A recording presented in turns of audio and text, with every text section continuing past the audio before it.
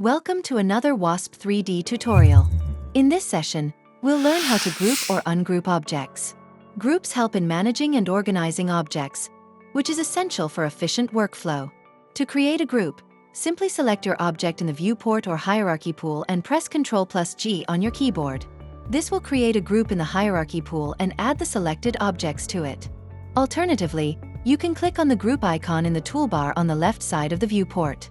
This creates an empty group in the hierarchy pool. Then you can select a single object or multiple objects in the hierarchy pool and drag and drop them onto the empty group to add them.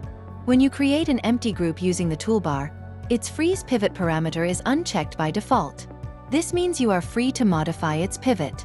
For convenience, freeze pivot control is available in the quick access one column of a group object in hierarchy pool. On the other hand, if you have created a group using the Ctrl G shortcut, the group comes with freeze pivot checked by default. You can modify the group's pivot from the Pivot tab in the group's parameters. You can either set the pivot to predefined locations,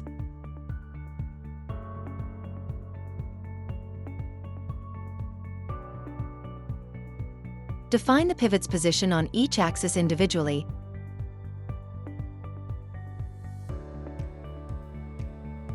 or enter exact coordinates.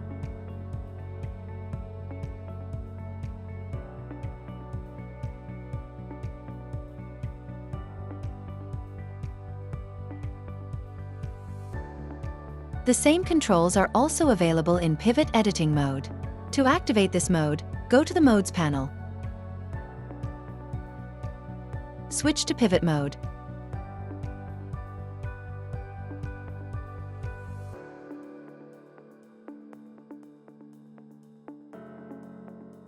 And then you can also use the translation controls in the SRTV panel to reposition the pivot.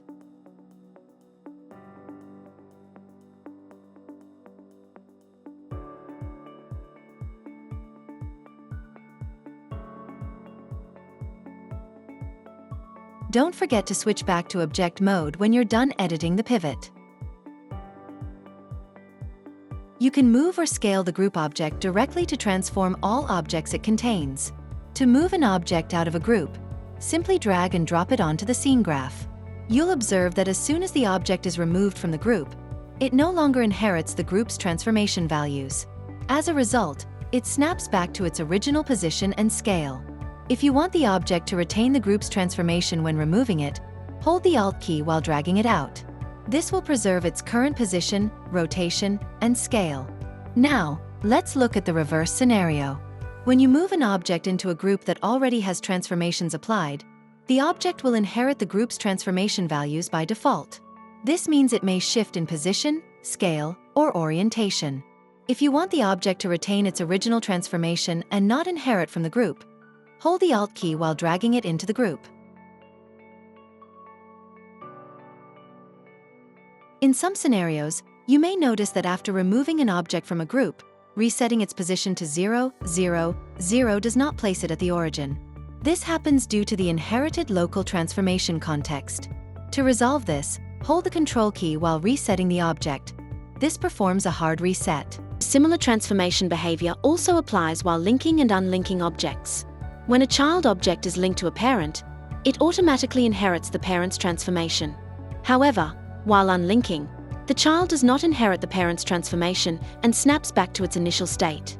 To retain the child object's own transformation while linking or unlinking, hold the Alt key on the keyboard during the action. Thanks for watching, and keep designing smarter with Wasp3D.